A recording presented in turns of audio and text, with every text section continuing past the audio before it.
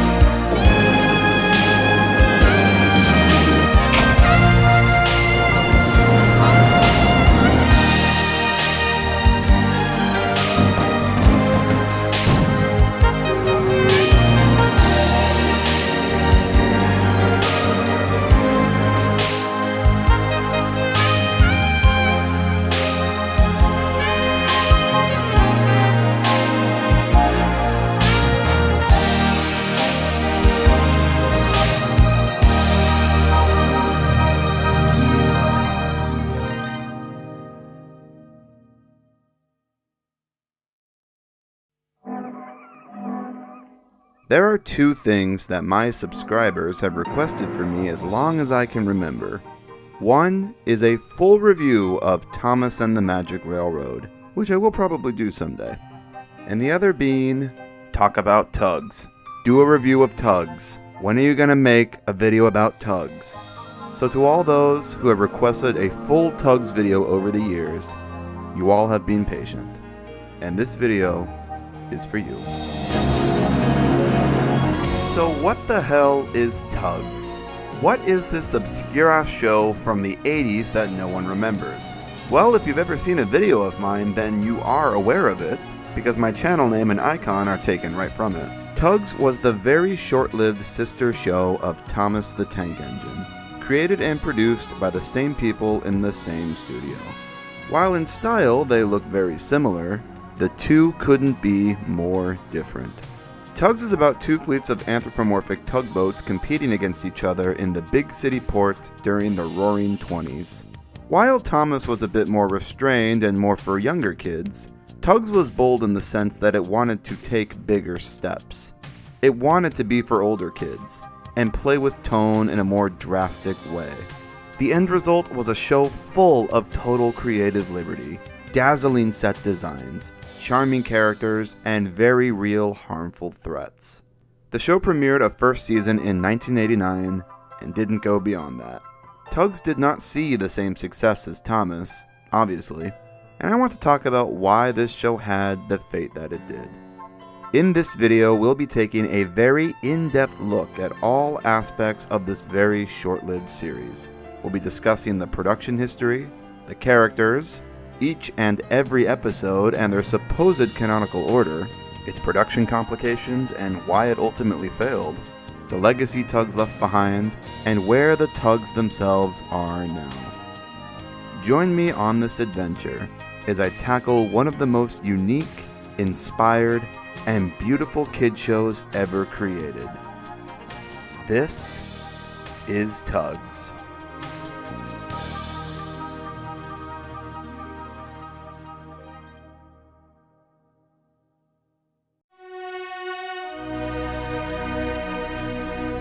Tugs was the brainchild of David Mitton and Robert Cardona, the director and producer of Thomas the Tank Engine, respectively. David Mitton was a Scottish-born special effects technician who got his start on Gerry Anderson shows such as Thunderbirds and Captain Scarlet. Mitton went on later with another Gerry Anderson alumni named Ken Turner to form their own film production company called Clearwater Features. Robert Cardona was an American-born television producer and moved to the UK in the 60s when he got his start on British live shows. Mitton and Cardona eventually crossed paths in their line of work, and he eventually joined the studio as a co-CEO, replacing Turner. Clearwater Features' main line of work was producing various TV adverts for British television. Because the night must go on! Their first major show production was a little show called Thomas the Tank Engine, starting in 1984. After 2 successful seasons of Thomas, the duo wanted to branch out and work on a new show of their very own that pushed the envelope a bit more than what they were used to. Thomas was created and owned by Britt Allcroft, and she oversaw and approved everything the film production did. A new show would allow Mitten and Cardona total creative control. After floating around ideas of shows involving cars and aeroplanes, their aspirations eventually materialized into a show about steam tugs working in a big, bustling harbor setting, very much inspired by the real-life huge ports of New York and San Francisco. I quote Robert Cardona from his July 1990 interview in Model Boats magazine here. "We wanted something a bit bolder that would challenge us to create detailed models with correct ways of working in a harbor. Then I happened to bump into somebody in San Francisco who owned a real tugboat company, and from there a new series developed around the daily working life of a fleet of tugboats in an international harbor in the 1920s. Taken indeed from a very well chronicled history of the Crawley Maritime Tugboat Company in San Francisco, it would cover key aspects of harbor life, and that of the neighboring rivers during the seasons of one year. This was a transitional time when steam was in its heyday, quickly replacing sail and soon to be surpassed by diesel." Mitten and Cardona were dedicated to the idea, and put all their money from their time on Thomas into this thing.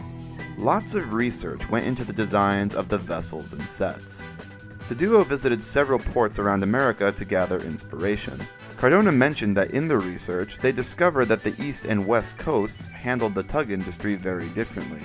So to have a bit of variety, they mixed in elements of both. The main fleet, the Star Tugs, carried yellow with red stacks as per the San Francisco Crowley fleet, and the opposing fleet, the Zero Tugs, carry a darker livery with black stacks similar to the Moran fleet of New York. Fun fact, the character of Zarin was named so because it rhymes with Moran. Many of the characters in the show are based on real-life vessels.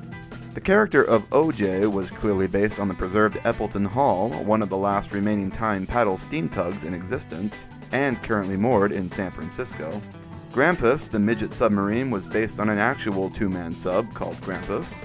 Hercules on, well, Hercules, and the list goes on. Every interesting aspect of a bustling harbor you can think of was worked into this show, from rail ferries, to naval operations, to lightships, to regatta parades. There was definitely an effort here to make tugs as real as possible, using as much real-life influence as they could to shape the look of the show. Tugs was filmed in the same place as Thomas, as Shepperton Studios in England. Several Thomas model makers transferred over, as well as the music composers Mike O'Donnell and Junior Campbell, who composed the show's incredible theme song. It seemed like the only person from Thomas that wasn't involved with Tugs was Britt Allcroft herself. Allcroft allegedly hated Tugs. She did not like the fact the director from her show was making a show with model vehicles in a similar style to hers, and she actually attempted to sue Mitten for it. The basis of her lawsuit were that the Tugs' faces were flat and allowed for round eyeballs, similar to the design of the Thomas characters. She ultimately lost the case though, as the trademark was for vehicles with gray faces, and the Tugs were all flesh-colored. There's not a lot on this case online, so I don't know the full details, but overall it seemed like a rather petty attempt on Britt's part to stop Mitten from doing what he wanted. While Britt lost the case, it did influence the way the Tugs looked. The Tugs' faces were modified to be more curved in style, with squarer eyes to be more unique. They went through so many rounds of concept before landing on a character design that they were happy with. The Tugs all had faces worked onto their wheelhouses and had the ability to swivel them, giving them much more personality and motion. Not like Thomas, where the faces were stuck in the direction that they were facing. Thomas looked back. How did he look back? These Tugs had the advantage of looking around and being more involved in scenes. I personally find the character designs to be very charming. Some are a little weird, depending on the character, like Lord Stinker or Jack the Grappler, who both very weirdly don't have mouths, but the Tugs themselves look brilliant. All of them have such unique face designs and body shapes. They all manage to look very distinct from each other, despite all wearing the same paint job. That's a feat of its own when you think about it. This isn't like Thomas, where every character is a different color and are all very easy to identify. No, they were a lot more constrained here. All the Tugs wear the same livery, so they had to get really creative with the shapes, the style of hats they wore, and their facial designs. And I think they were very successful in that sense. I never have an issue identifying which Tug is which in the background somewhere or in a wide shot. Their shapes are also distinctive, as are their voices. Every day I see something new. Today it's the sight of a floating sack of coal, no less. I love the Tugs voice cast so much. That's another element that was very different from Thomas, was using a full voice cast. Thomas was known for having a sole narrator that told the story, while Tugs took advantage of having different performances. The voice cast is so unique on this show. All of the performances are so natural sounding. No one sounds like they're putting on a voice or talking deliberately in a way that's approachable to children. No, these characters all sound like the voice actors are in a pub poking fun and bantering with each other, as if they've all been longtime friends in real life. Do I have to earn a living with this motley crew? Captain Stark, we've just about had enough of top hats insults. He's more trouble than he's worth. Aye, and you said that wasn't very much, didn't you, 10 cents, eh? I said stow it! There's such a rawness to it. It's so different to anything else I can think of. The way they approached filming these were very clever. One giant port set was built on top of a ginormous 45-foot by 25-foot tank filled with water, complete with a filter to keep the water always clean. The water was dyed blue with food coloring to make it seem deeper than it really was.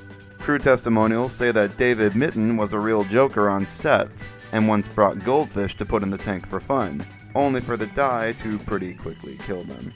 The cameras used were fitted onto a giant rig above the tank that hung down on retractable poles. This kept the cameras from making contact with the water, and gave the crew the ease of moving the equipment around for whatever the scene's needs were. The Tugs props themselves were a feat of their own too. These giant things span to about 2 to 3 feet in length, Hercules being the largest at about 4 feet long. The boats did not actually float, and they were fixed onto trolleys hidden below the water. These trolleys were fitted with cables that the crews would pull off screen, giving the Tugs the illusion of moving by themselves. The team specifically did not want to use floating RC boats, as they figured that it would come off as too toy-like. As Cardona states here, we shielded away from the idea of floating them, because when you are dealing with water, it has its own molecular weight to it, and once you put a little boat on it to make it look real at that sort of scale, they just bounce around like a little toy. When you look at Tugs in real life, they are heavy looking craft which literally cut through the water, so the idea of the trolley gave a good realistic movement. The Tugs being held on trolleys also gave the crew the advantage of not worrying about the prop's weight. They could fit as many heavy electronics and servos and whatever else inside the holes to make the heads, eyes, lights, and smoke work. The Tugs puffed real steam, similar to the train props on Thomas, which was accomplished with a tube fixed under the trolley into the prop to the smokestack. These things also had working propellers, so that they could create real wakes behind them as they moved around. At a cost of about 8,000 pounds each, these Tugs models were incredible in what they could do. Needless to say, Tugs was a big step up from Thomas in nearly every regard. On top of very detailed, functionally more impressive props and real working water sets, Tugs also had much more varied and creative lighting, and lots of different weather setups. You had sunny days, harsh winds, storms, snow, heavy fog, beautiful sunsets, dewy mornings, everything. The attention to detail was incredible. Big City Port is on the east coast, so the sun rises in the east over the ocean and sets in the west over the city, and this is consistent throughout several episodes. Also, other little things that you would never notice. Grampus, the 8th member of the Starfleet, wears a little flag with a symbol on it, the maritime flag for the number 8. Jesus Christ, it's such a small detail that no one would ever notice, but they did it anyway. The show is littered with stuff like this. Mitten and Cardona really tried to push the envelope and did their homework to make this as realistic as they could. They had huge aspirations for this show. They really thought it was going to be the next big thing, and wanted every element in it to be as authentic as possible. Had it not been for a string of very unfortunate events following its release, Tugs very much had the potential to be the next big thing in kids' entertainment, but we'll get to all that later in the video. I always got the impression David Mitton was a man that saw himself as a film director. He came off of working pyrotechnics on Thunderbirds and said himself that he wanted to do movies. He got pulled into Thomas in '83, and while he did Thomas a great service, I always got the sense he wasn't totally fulfilled by it. He craved something of more cinematic quality. Tugs was his outlet for that, as it was fully 100% his show, and he had total creative freedom to do as he wanted. Tugs was wholly Mitton's passion project as a director. It was to David Mitton the same as something like Thomas and the Magic Railroad was to Britt Allcroft. Tugs was originally meant to be a series of 13 30-minute long episodes. However, during production, they came to the conclusion that 30 minutes would be too long for kids to sit through, and instead shaved them down to 20. Most of the episodes were filmed to final 20-minute long scripts. However, this even proved to be too long as they caused time slot issues. So the episodes were shaved down again towards the end of production to 15 minutes in length. This is notable because a lot was lost in these cut 5 minutes. Several subplots were removed and several character arcs were simplified. Some characters were removed completely, notably Sally Seaplane, whose only 2 speaking roles are removed completely in the 15-minute edits. I bring this up because this will be a key point as we continue on in the video. While they all aired as 15s, and the 15s are considered the canon final episodes, the evidence of the 20s are still very clearly out there. For one, 4 of the 20-minute cuts did see light on a home media release. In 1988, before the show aired on TV, 2 VHS tapes were released featuring the 20-minute cuts of the episodes Munitions and Regatta on one, and Sunshine and Pirate on the other. These are the more common cuts of the episodes out there on the internet today, as Tugs' VHS releases were the main source of fan uploads of the show. A line of photo books were also released, which includes so many photos and scenes that were not present in the 15-minute cuts of the episodes, but were all clearly a part of the 20s. Once Tugs aired on TV in 1989, the VHS tapes that came out later all featured the 15s, leaving those 4 we got early the only ones to officially surface. They had so many plans for this show, a lot of which got lost on the cutting room floor when the episodes had to be shaved down. Their ultimate goal was to make a show to sell to America, and they were entirely ready to sell this thing to it, with a US dub already tested and planned. Not to mention the many other countries they had plans for, including Japan, Australia, Portugal, Singapore, and many others. After a successful 13-episode first season on British TV in 1989, everything just sort of fell apart with a whimper. Tugs saw its quick end when its airing station Television South, or TVS for short, filed for bankruptcy in 1990. Clearwater, of course, had a huge stake in the company, which allowed them the budget to make Tugs in the first place. Tugs' production hemorrhaged money, and with the one company that had given them their budget to begin with gone, on top of another lawsuit from a man who claimed Cardona stole the idea for Tugs from him, Cardona and Mitton quickly had no revenue to continue it on their own. I mentioned earlier that Cardona and Mitton had sunk all their money into Tugs, and their attention to detail cost the project more than they anticipated. In an attempt to recoup some lost costs, they urged those 4 20-minute unfinished episodes onto VHS in 1988, well before the show aired on TV, hoping those video sales would help build up lost revenue. The main goal was to get this thing sold to America. That was the goal from day one, hence why they wanted an American port for the setting. However, that never really worked out. It was a series of unfortunate events. The budget was drained, from production costs and lawsuits, and they were strapped for time to get an American investor on board. Their window was unfortunately short, as TVS went bankrupt that very next year. And just like that, Tugs was done. With no American investors attached, Tugs was already dead in the water. With its flagship series sunk, Clearwater Features saw a quick end too, shutting its doors on New Year's Eve, 1990. Tugs' killing factor was that it simply never made it to America.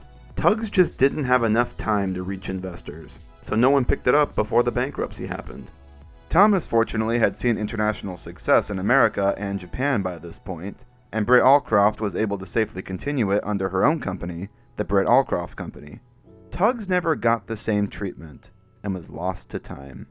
Following Clearwater's end, Robert Cardona left the UK and found new success in Canada. He had actually experimented with ways of how to warp Tugs into a way to sell it to a different type of audience. And the results of that were another tugboat show you're probably more familiar with. Theodore Tugboat aired in 1993, with Robert Cardona as a director.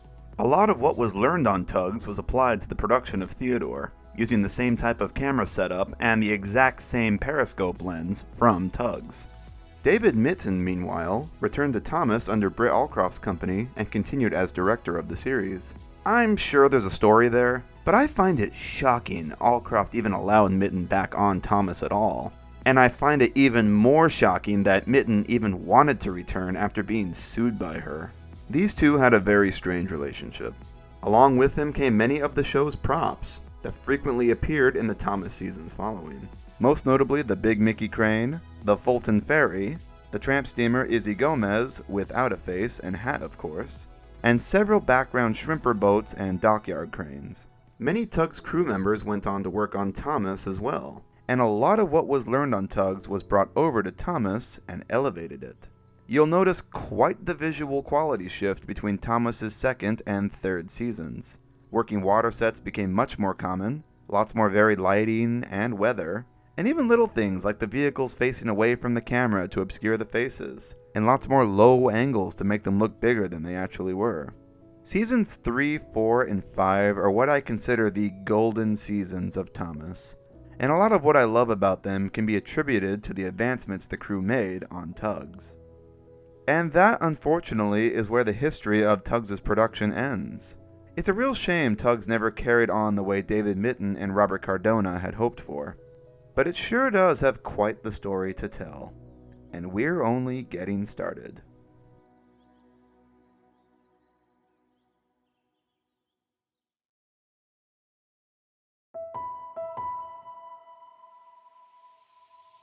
So now we know the history. Let's talk about Tugs' cast of characters before we get into the episodes themselves. Tugs is the story of two rival tugboat companies in Big City Port, the Starfleet and the Zero Fleet. The Starfleet, simply known as the Star Tugs, are the heroes of the series, and the main ones we follow mostly. The fleet is run by Captain Star, who is also the narrator of the show, voiced by the late great Patrick Allen. The show is a present-day Captain Star looking back on his younger days of being a tugboat captain and telling the audience these stories in the past tense. I remember the day we got our first big break. His booming voice added such a level of seriousness to the atmosphere of Tugs. Night came down fast. Dock lights helped Big Mickey transfer explosives to the naval tramper Krakatoa. One last-minute slip-up could mean disaster. I can just imagine how different the show would feel if they got some other guy to fill the role. We never actually see Captain Star on screen, or any human character at all. All we see of him is a megaphone from his office, which he uses to communicate with the Tugs. The lack of humans was a neat stylistic choice, as the focus of the show was not on the people of the working harbor, but the harbor itself. The vessels, the industry, the atmosphere. Humans took a backseat to the action in the show, but they did very much exist. This isn't like Cars, where people just don't exist at all. They do have a presence here, but intentionally are never shown. Captain Star's Starfleet is made up of 7 tugs. The first tug is 10 cents, I was looking for 10 cents, sir. Yeah, well, you just found him. who is the show's main character. Tugs is more of an ensemble type of show, where the show is all about them and not about one particular character.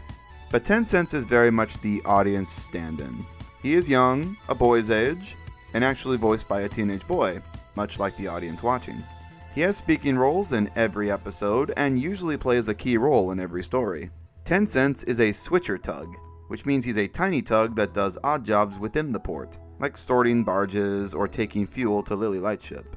He never usually assists with the big work like going out to sea or bringing in ships. Switchers never worked on liners. Tencent is a great main character in my opinion, because he is so not perfect. Tencent is very impulsive and quick to anger. It always seems like he has a bone to pick with someone. I have not. You take that back. Or I could be wrong, but I think he wears his angry face more often than his happy one. In several stories, Tencent is always so quick to put himself in danger, usually for the greater good, but is then pulled back by a wiser character advising against it. He is very lovable though, and has a heart of gold. He is very loyal to his fleet and his captain, plays by the rules, and is a real hero. The other main character is Sunshine, Sunshine! Only good for day workers here. who is like Tencent's little sidekick.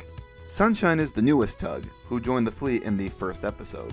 He is also a switcher, and considerably smaller than Tencent. He came from upriver, so the bizzling port life is all still very new to him. As his name implies, Sunshine is a chipper little chap, always joking about something or being witty. he's more trouble than he's worth. Aye, and you said that wasn't very much, didn't you, 10 cents, eh?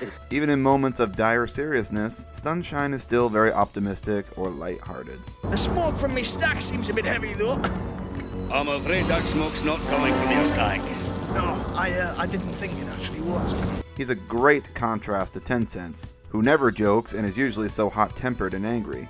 Just like Tencent, Sunshine appears in every episode and usually has some sort of role important to the plot, although that isn't the case for all. Next I'll mention Top Hat, Top Hat! Yeah. who is everyone's favorite character and definitely the standout of the show. Top Hat is a railway tug, which means his main job is scooting the rail barges across the harbor. Because he works with rail barges, he has a head with the ability to rise up and down and see over tall train cars. And boy, do they love using this quirk in episodes. Oh, I say hello! He does other work too, though. He is a part of the team that docks the liners, and he's been put on garbage duty many times throughout the show. Top Hat, as his name suggests, wears a top hat and has a monocle. He's a pretty stereotypical, snooty, upper-class personality type, always thinking he's better than everyone else. He is the funniest character in the show by far. He's so full of wit and comebacks and is the king of one-liners. I couldn't have put it better myself. He has a good work ethic though, and when put to it, he can be a real hero. His spotlight episode, High Tide, is usually the favorite among fans. It's one stinker, you're a smelly old genius, nothing less. You also got OJ, who is my personal favorite of all the Star Tugs. OJ, which stands for Old Jones, is your typical old salt. The oldest of all the tugs in the port. He is a wooden paddle steamer with giant paddles on his sides to propel him. As Captain Star once told us, he is the last of the paddle tugs still around in the port, which suggests OJ has been around for a long time. He is a very experienced and wise worker, usually the ones the other tugs come to for advice. What I love about OJ though is that he's not just your typical wise old man character. He has a lot more bite to him than that. One of my favorite OJ moments ever is in Ghosts. Big Mac thinks that he saw ghosts, and all the others tease him for it. It then cuts to OJ, who is very understanding and comforts Big Mac. Quite typical of the old wise man character. Only to immediately pull the rug out from under him, and OJ just tells him he's crazy anyway. Ghosts, Big Mac. That's an awesome OJ moment. OJ is also really cool because despite being the old man character, he is so involved in the show's action. OJ plays key roles in all of the show's crazy action moments. He was there when the tramper blocking the river exploded. He was front and center when the munitions fire started. He's a part of the team trying to dock the Princess Alice in the windstorm. He leads the cavalcade through the Navy's target practice to save Grampus. He saves Uptown from a log disaster. OJ is like the coolest tug of the whole show. I love this guy. An old man he may be, but he has such a spring in his step. Then you got Warrior, who is, well, we'll just say he's the Lenny of the group. A very big and strong tug, but not the brightest bulb in the box. Warrior is kind of an idiot, but an idiot that means well. He's very loyal, always willing to help out, and when put to it, is a very capable tug. Warrior's main job is garbage duty, so he is very connected to the garbage barge Lord Stinker. He does assist with the big jobs though, like the liner dockings and heavy barge haulage. Warrior is sort of the show's breakout hero character. He doesn't really do a whole lot at first, but then as the show progresses, Warrior gets a lot more involved. There are so many instances where the day is saved at the end because Warrior had a simple idea that just worked. Sometimes not totally intentionally. He rescued Izzy from sinking, he played a huge part in putting out the munitions fire, he saved Uptown from the logs, and twice he proposed ideas that helped get the ship Vienna in. Warrior is a character that is very hard to dislike. Who doesn't love Warrior? Big Mac is the character Warrior usually works with on big jobs. Big Mac is the star's biggest tug within the harbor. He, like Warrior, is a very strong and capable tug, who is usually given the supervisor role of the important work that will land the fleet more contracts. Big Mac, thanks for winning us the steel contract. That's okay, sir. Big Mac comes from upriver, and is a very passionate country boy type. Serious is the word I would use to describe Big Mac, as he's very much the no fun and games type of guy. He does not stand for nonsense or jokes when there is work to be done. One of the funniest ongoing dynamics in this show is his with the comical Billy Shoepack, who he very openly has a deep disdain for. I thought Sunshine had gone for a crane, not an alligator. Out of my way. I'm in charge now. That's what I'm afraid of. Eh? No, it's safe. Only joking. You better be. Big Mac can have a laugh though, especially when it's at Top Hat's expense. A natural leader type, Big Mac is the one who takes on ship dockings when Hercules isn't around. Big Mac, Sir. you're leading. Right. And speaking of which, the last tug is Hercules. Hello, what's going on here? Hercules is the fleet's ocean-going tug, which means he is usually outside the port on big jobs that take him to sea, like towing in ocean liners or making deliveries to other harbors up the coast. As a result, we don't see Hercules in the show as often as the others, so when he does show up, it's always a treat. Hercules is like the smartest character on the show. You got OJ, who is wise and book smart, but Hercules is more street smart. I'm of the belief that if Hercules was involved in every incident that occurred in the port, the problems would all have just been solved in seconds. He has such a cool, relaxed attitude, and a very suave voice to match. They'll be here soon. Keep smiling, my dear. Hercules has such a presence that even the Z-Stacks don't mess with him. Move it, Zoran, old boy. Only a game, you understand, Hercules? Whoa, it's Hercules. You all wish you were as cool as Hercules. You all wish you could be as confident to call people darling or sweetheart and still come off as super masculine. Attention, nothing. I'm finished here, old darling. Moving out. And there you don't not allowed to check things out. Check all you like, sweetheart. I'm needed elsewhere. As the original script for Sunshine revealed, Tencent and Hercules are brothers, which is a pretty neat little bit of lore. Totally explains why both wear the same eagle crest on their hats, and why Hercules endearingly tells Tencent to look after the Duchess for him. Oh, and 10 cents. Look after the Duchess for me, won't you? Hercules also has a hinted-at relationship with Lily the Lightship, which makes sense since he's the one out at sea pretty often. He's the only company that she pretty often has. It's not flat out said at any point, but it is implied, especially in this scene in Sunshine. I love this scene. It's so awkward. Tencent shows up out of nowhere and Hercules gets so flustered. Oh, thank goodness you're back. Yes, only just. Why, what's the problem, old chap? Everything went all right with the Duchess, I hope? Hello, Tencent. Yeah, I just arrived back just now. Definitely haven't been here for 2 hours chatting up Lily or anything. Yeah, tape delays of solar winds. And then Tencent just reads how awkward the situation is, and it's just like, okay, I'm gonna go now. Bye. Hercules is a good example of not every character needs the spotlight to be interesting. There's enough implied with Hercules that make him a pretty compelling character. We all wish we could be as cool as this guy. There is also Grampus, a small ex-Navy midget submarine that Captain Star acquires through the course of the show. He becomes the Starfleet's 8th member, and even before joining them, he was a great ally to the Stars. Grampus used to work for the Navy, until the Navy deemed him too out of date to be useful. As the real Navy does with their old vessels, he was planned to be blown up in target practice. But the Stars managed to save him just in time, and Star purchased him from the Navy. Grampus is one of the most unique character designs in the show by far, having giant goggles so he can see below the surface, and always spitting water when he surfaces, implying that he has to hold his breath when he goes under.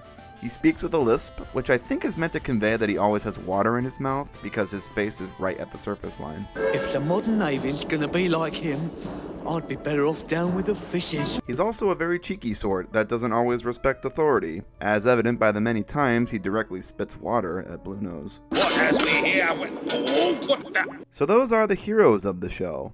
Now let's transition to the antagonists. The opposing tugboat fleet is the Zero Fleet, run by Captain Zero. The Zero Tugs are affectionately called the Z-Stacks. Z said as Zed as Brits pronounce it. This was originally due to their initial designs, which had stacks with actual Z-shaped lightning bolts on them. This was changed later, but the nickname stuck. Captain Zero is a shady character. Like Star, we never see him on screen, only hear him through his megaphone. He doesn't have many appearances, but several episodes imply there's quite a history with him. Captain Zero used to have some criminal friends, possibly was or still is involved with the Mafia. His philosophy is that the world is unfair, so you do what you can to get by, no matter what. What's devious is what's necessary to make an honest living in these days of corruption and bad business ethics. And that, of course, reflects on how he manages his tugs. Zero's first tug was Zoran. Me, Zoran, see? Who is the show's main antagonist. Zoran is devilish, scheming, intelligent, and willing to play dirty to get ahead. He is incredibly loyal to Captain Zero, and everything he does for him and his fleet, no matter the cost. Zoran is the fleet's leader character, in a similar fashion to how OJ sorta is for the Stars. While the other Z-Stacks don't appear as often, Zoran is present in almost every episode, and is usually the main antagonistic force. While he is a character that no one should trust, I would not say that Zoran is evil. He's very antagonistic for sure, and he does shady things we don't agree with, but he does have a sort of moral compass. He'll happily push down the Stars if it means his fleet will prosper, but if they're in a situation where working with the Stars will benefit them, then he'll play straight.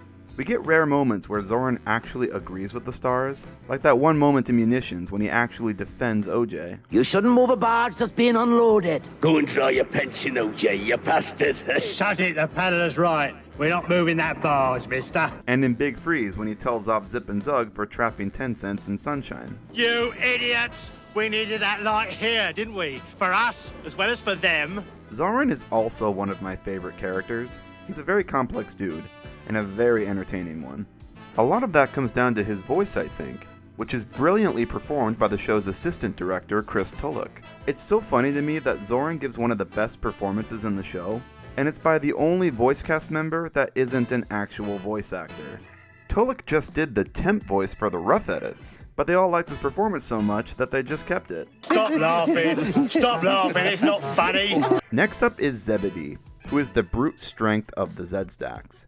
Not exactly the brightest or the fastest, Zebedee is a gentle, introverted giant who pretty much keeps to himself.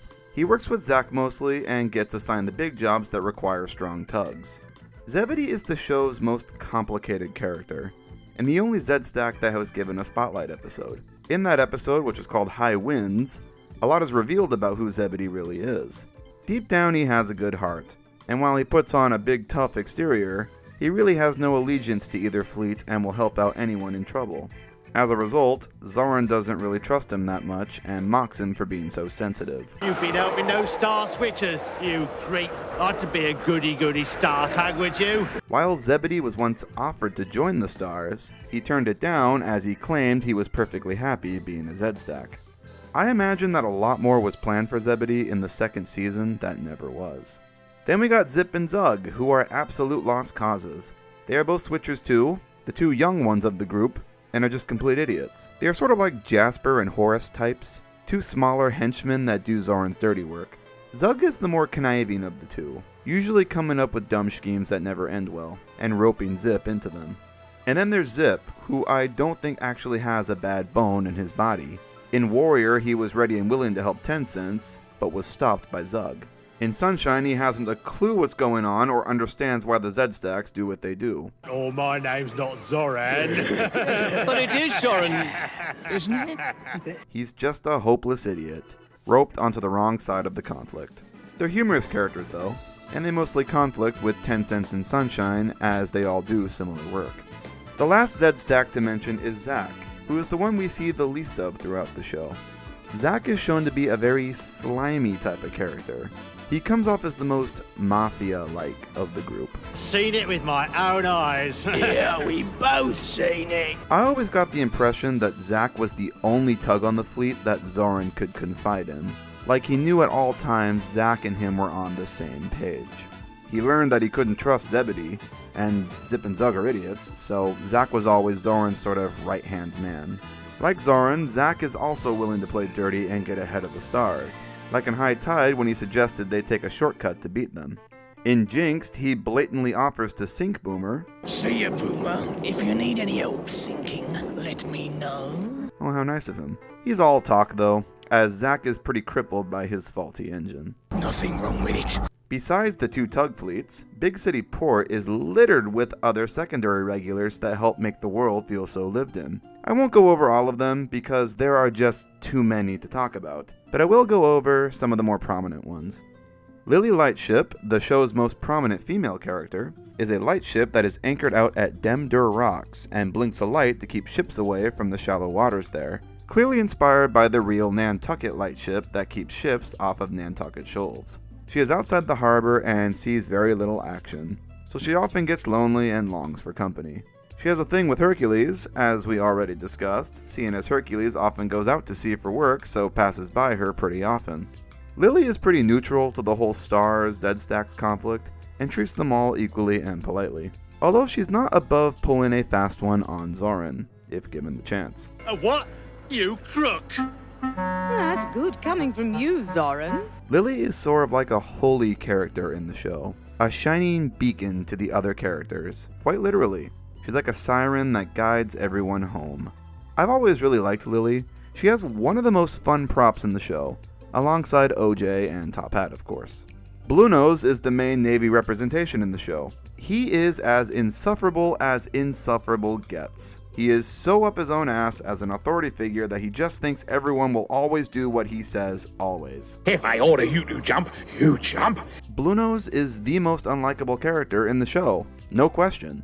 But that's why I love him. He's so unlikable that it's the main point of his Spotlight episode. Bluenose is just so unlikable that he gets the Stars and Zed Stacks to actually agree on something. Just you wait, she was nearly fully loaded before that naval twit arrived. You naval twit! He does get his major comeuppance in this one when he inadvertently starts a fire that goes south real fast, and winds up with total PTSD afterwards. Billy Shoepack is a weird-looking alligator tug that works upriver. He's your typical hick with a yuck voice to match his comical personality. Of course. Billy is a total pyromaniac. His main job is delivering fuses and dynamite to the logging camps, so sometimes he enjoys getting a little loose with his explosive loads. There's not a whole lot to Billy, but I really enjoy how chaotic this guy is. You also got Izzy Gomez, a Mexican tramp steamer who is... When do I argue, compadre? It's $100. Gringos, who needs them? We'll say very dated. Definitely a product of being written by British people in the 80s. Viva, viva, viva! Izzy is a sleepy tramp steamer that handles deliveries for the San Juan Banana Company into Big City. He's a pretty regular visitor to the port. Izzy has no real allegiance to any of the tug fleets. He's just a cheap guy and will pay whoever offers him the cheapest tow. Another ongoing dynamic I love is Izzy's dynamic with Zoran. They have such a love-hate relationship. Every Izzy appearance is accompanied by Zoran being rude to him in some way. What do you know about it, you South American eater of junk? 50 most I give you for a tow. Hey, get lost. You wanna tow me as well, eh, Zed Stacks? Get lost, Izzy. But then in Ghosts, they both get so spooked that they buddy up and go into port together. Amigo, give me a tow. I pay what you want, any price you say. No, Izzy, my old friend. I'll tow you in for free. I need some company getting back to port. It's a cute moment. There are so many other characters like Boomer, Sea Rogue, Burke and Blair, the numerous Crane characters like Big Mickey, the evil tramp steamer Johnny Cuba, Lord Stinker, the garbage barge, and so on. But I'll get more into them when we touch on the episodes they appear in.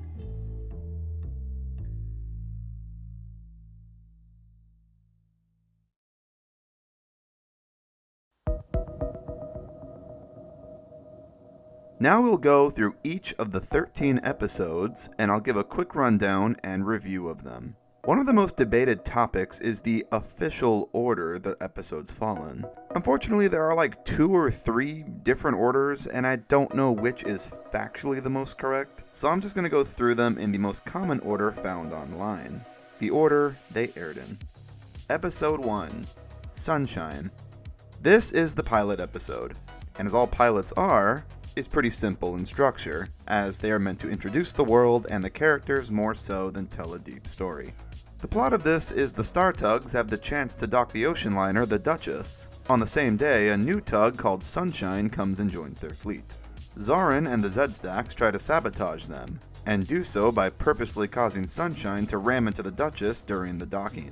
This foils the Star's chances of winning the contract, and Sunshine runs away in shame, unable to explain what happened. Tencent and the others learn the truth of the matter, find Sunshine, and give him a proper welcome to their fleet, complete with a proper Star livery paint job. Pretty simple intro story.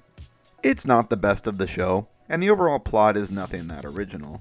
But I do really like this episode regardless. All the characters are so strong, Stars and Z-Stacks, and I love the world building. My favorite part is the whole night sequence and Tencent's search for Sunshine. This sequence is awesome. It's a nice way to showcase all these different parts of Bigg City to the audience. During this search, we get to see the small canals, the liner dock, Demder Rocks, and the upriver mouth. A clever and efficient way of giving the audience glimpses of as many of the show's settings as possible in the first episode. I should also probably mention that this episode was subject to major rewrites and several reshoots over the course of production. The original script was a lot darker, in which Sunshine actually sunk himself because of the accident. Like, good lord guys, that's a bit too dark for your pilot episode.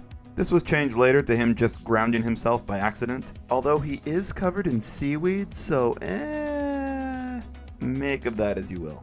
This is one of the 4 episodes we have the 20 and 15 minute cuts of, and I'm going to go against the grain a bit here and say that I actually don't mind the 15 minute cut of this one. I prefer the 20, of course, but the 15 actually works okay, I think. Since a lot of the episode is just introducing different places around the port with no real connection to the plot really, they trim out pretty well, and the episode still flows nicely. A very solid start to Tugs. Episode 2, Pirate. Alright, this might be Tugs' darkest episode. We're literally at only the second one, and already we're dealing with a life or death hostage situation. I'm not joking. Tugs doesn't mess around. The plot of this one is that Tencent's barges keep going missing. When the deliveries keep disappearing, everyone starts to suspect Tencent is the one stealing the loads and selling them off. Even Captain Star becomes suspicious. Grampus, the naval sub, wants to clear his name, so on his search he comes across the true culprit, a shady tug stealing them in the night. On further investigation, he discovers the tug, whose name is Sea Rogue, is stealing the barges around the port for a pair of evil green-eyed tugs holding his uncle hostage. They threaten to sink him if Sea Rogue doesn't steal for them. This is, like, really dark for a kid's show, wow. When Grampus leaks the news, Tencent and Sunshine confront Sea Rogue, and they work together to lure out the Green Eyes and catch them. This is one of Tugs' best episodes. What a follow-up to the first episode, wow. If you had any doubts about Tugs being something special after Sunshine, then prepare to be proved wrong with this one. I love the overall mood of this. The calm harbor night shots and the mist throughout this have such an atmosphere to them. In terms of story, it's great.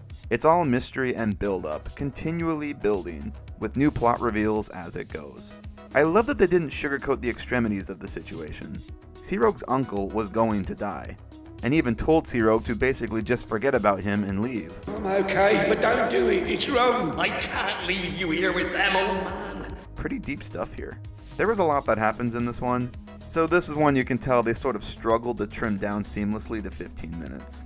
There's a lot of great character scenes that are just missing in the 15 cut, and it doesn't flow as nicely. 2 great ones, which are the Warrior and Top-Out stakeout scene. It'd be great if you and I catch them. How thrilling, how absolutely thrilling. And Zip and Zug's stakeout scene. You nearly scared me. If that's only nearly, I'd hate to see you really scared. Are just completely removed from the 15 cut. It sucks. They also add a narrator line at the very end of the 15 that makes, no sense. It goes to show that you shouldn't be fooled by appearances. Just because Sea Rogue wore a black patch didn't mean he must be a pirate. Did they miss the point of the episode? First of all, no one thought he was a pirate because he wore a patch. And second, no one actually saw Sea Rogue at all. This end line makes it seem like the moral of the story was simply, don't judge a book by its cover, which I feel like is a gross oversimplification. Super bizarre bit of narration. I don't know why it was added. The original ending where 10 Cents and Sunshine just laugh at Zip and Tug was much better. They move pretty fast when they're not scared. They certainly do. Don't bother with the 15, only watch the 20. Overall, a really great episode. A very bold one. I applaud the balls they had to tell this darker story.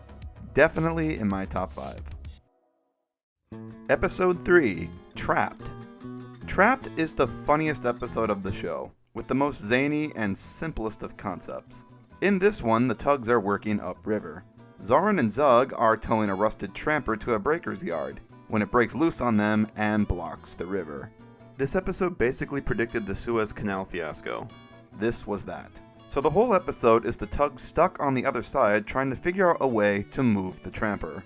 It's such a simple story that is just so funny. All these characters being forced to work together to figure out this bizarre situation is so fun to watch, and it really brings out their personalities. This could be the first episode you watch and you totally get all the characters by the end of it. Top Hat is snobby, Zug is pathetic and scares easy, Zoran is a scheming opportunist, OJ is the wise leader that they all look to for an idea, 10 Cents is the hero who does what he can to save his friends. Have you come to save the day, 10 Cents? If I can. Etc.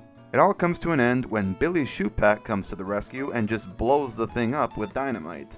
And one of the wackiest scenes in Tugs ensues. All the Tugs get washed away in the current, and Zoran gets beached on a rock.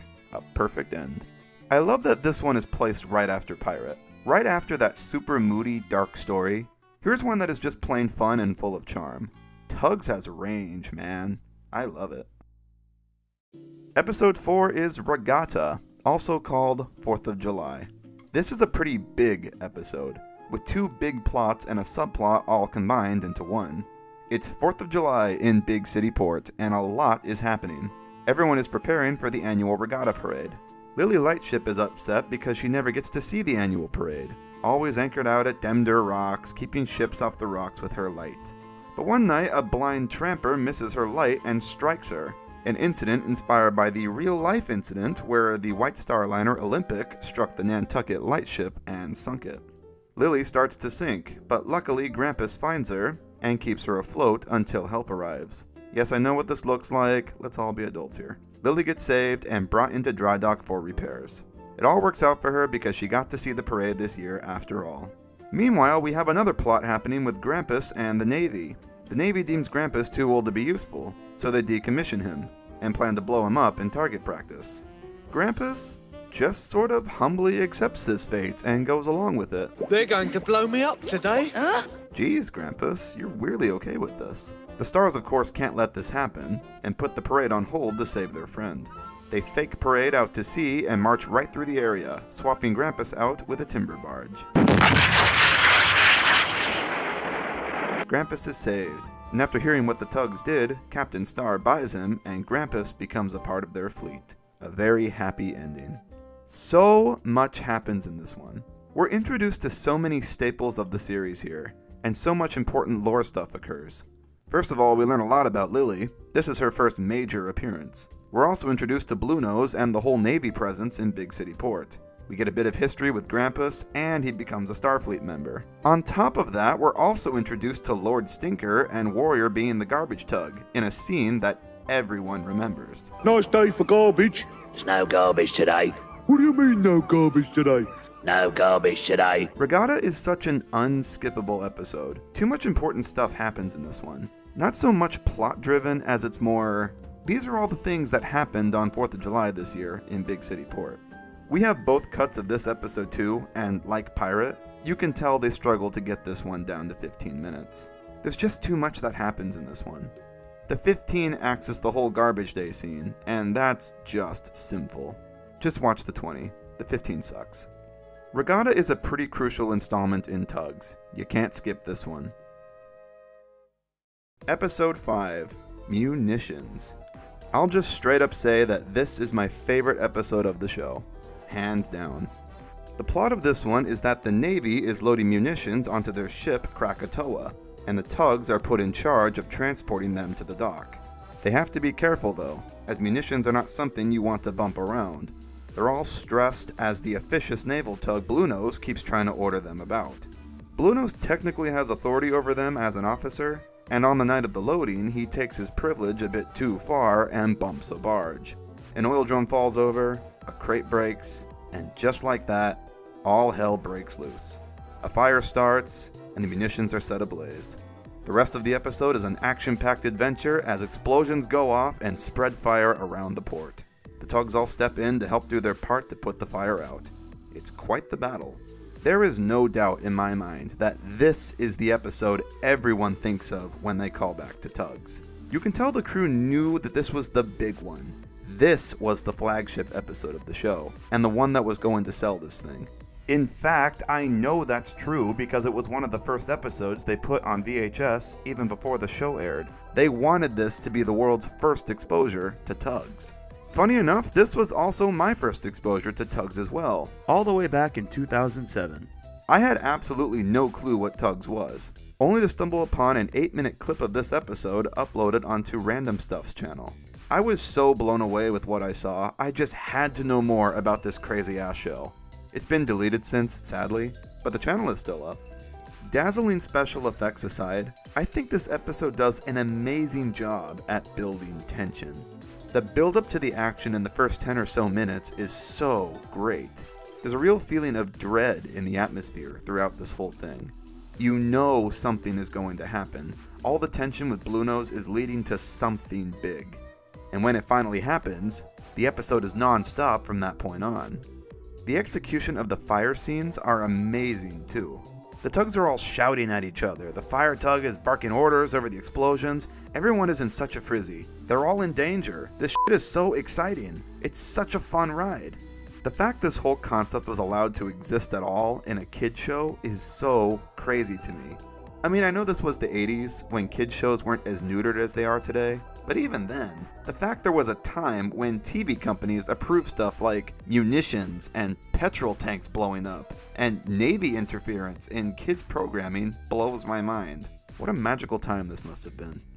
So let's talk about Big Mickey's death. So yeah, Big Mickey, a sentient giant hammerhead crane, dies in this episode. He actually dies. They show a character dying. He falls into the water and drowns. I can't believe this was allowed. Oh my god. It should be noted that they did design a face for Big Mickey, but ended up not using it when they started filming. And something tells me they cut it because they did not want to show a character with a face drowning. God, this episode already is dark as it is. Imagine if he had a face on when he went under. We have the 20-minute cut of this episode, and thank God we do, because the amount of stuff cut out for the 15 is shocking. So weirdly, in the 15, they very awkwardly add this narrator line about how Big Mickey actually survived because he landed in like shallow water or something. And lying in shallow water saved Big Mickey from both fire and explosion. Like, wow, thanks, way to break the tension. Except it's still weird because the way OJ and 10 Cents talk about Big Mickey after still seems like he died. It took real skill to make that move. He saved us all for sure. You don't talk about your friend like this if they're fine. So anyways, he survived the TV cut apparently, which I guess aligns with the airing order because he appears in a later episode. Obviously, something is out of order here. The 20 also mentions scenes from an episode that haven't happened yet. Big Mac, thanks for winning us the steel contract. That's okay, sir. The 20 has a very clear continuity with other episodes, while the 15 makes edits that actively try to remove it. I really hate the 15 of this one, don't watch it. Munitions was Tugs' magnum opus. Absolutely stellar in every regard. The action, the tense build-up, the character moments, the balls it had to actually kill off a character. I just love it. It's a 10 out of 10 episode for me. Hands down the best of the series. Episode 6, Warrior. And now we go from my favorite episode of the series to my least favorite. I do like this episode, like it's not bad or anything, but I'll get to my issues with it after we recap. A new foundation is being built, and Big Mac and Warrior are put in charge of hauling barges of rocks to it. Warrior, however, keeps being clumsy and bumping into things, as he does.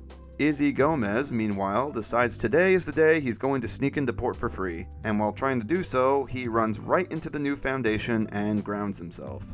He nearly capsizes, and Tencent tries to save him. He can't do it alone though, so luckily Warrior comes to the rescue and saves the day.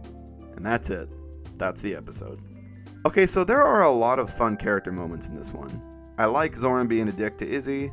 I like how Zip wanted to help save Tencent and Zug stopped him. I like how defensive Big Mac gets over Zoran putting down Warrior, but that's really all it has going for it. It's my least favorite of the series because it just kind of feels like filler. Every episode so far has introduced new characters or new world-building elements or had scenarios that were very unique in concept. This one is just kind of nothing. I would totally feel differently if this was the only major focus Warrior got in the show. But Warrior is a hero character in like 2 or 3 more episodes after this one. It's sort of implied the Tugs all gain a new respect for him at the end of this, after he saved the day. But then they say that again at the end of another later episode, Upriver, in which Warrior also saved the day. So I'm kind of just left wondering what was the point of this one. We don't really learn anything new about Warrior here we didn't already know before. Like, okay, he's clumsy. We got that from Pirate. He's a hero that jumps into action to save his friends. We got that in Munitions. Warrior is very simple. We got that in Regatta. Perhaps there was more in the 20-minute cut, but we don't have it, so I can't say. However, it's probably worth noting that the 20-minute cut of this does exist on tape and is currently owned by the Star Tugs exhibition group, who have chosen not to release it publicly. But let's not get ahead of ourselves here, because we're going to talk about them later in the video. It's not a bad episode per se, but it is the weakest of the series, in my opinion, and the only one of the 13 I feel didn't really bring anything new to the table. I would have preferred if they used this slot for like a Hercules story, or perhaps something focused on the Z-Stacks. A full Z-Stack centered story with Izzy could have been really interesting. Episode 7, High Tide. And now for everyone's favorite episode, the Top Hat one. My load is wider! And oh boy, it's a good one. The plot of this is the tide in the port is at the highest it's ever been in a while, and making work somewhat difficult.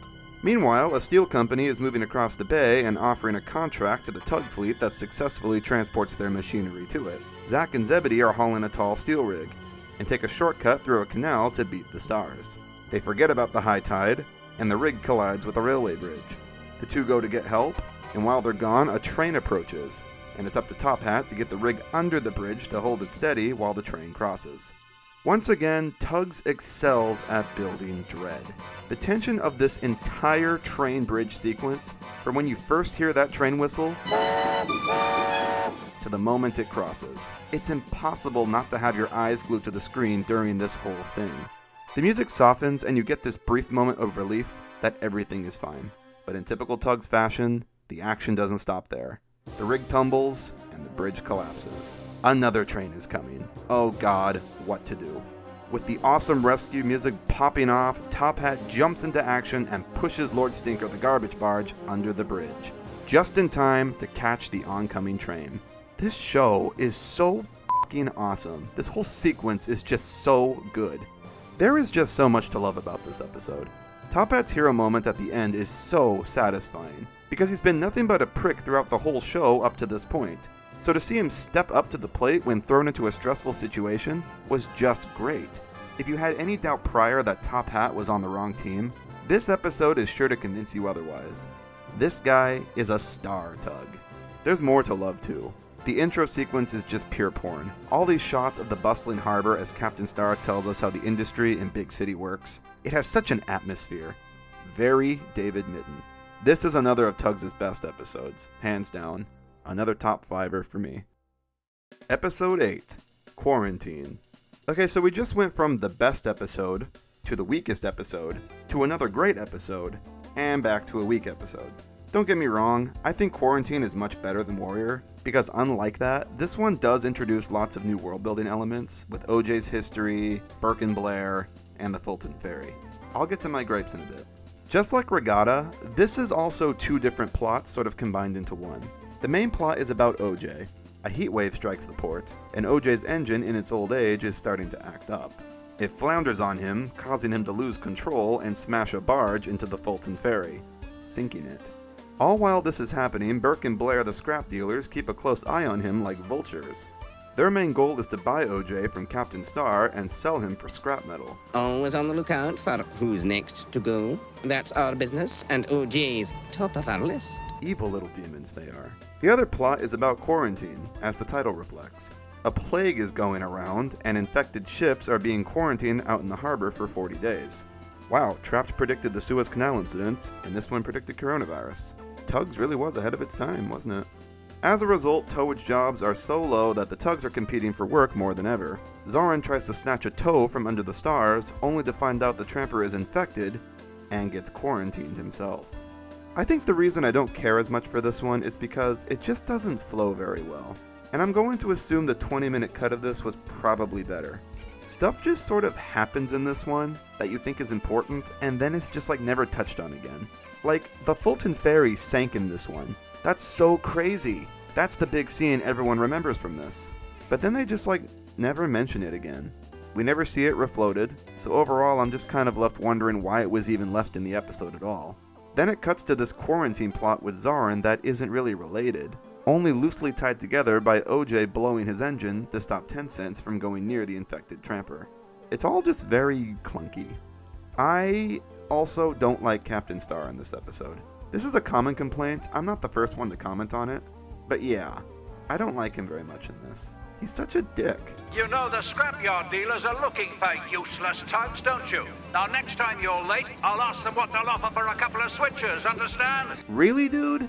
Threatening to scrap your own tugs? Like, what the hell, man? Like, I get that he's kind of a hard ass. We got that in previous episodes, but he's so rude in this one. I feel like he's grouchier in this because he was bothered by the heat, but that's never really made clear. The stuff with OJ and Burke and Blair is great, and poor Zoran getting quarantined is hilarious. But it's a story that overall just feels really disjointed to me.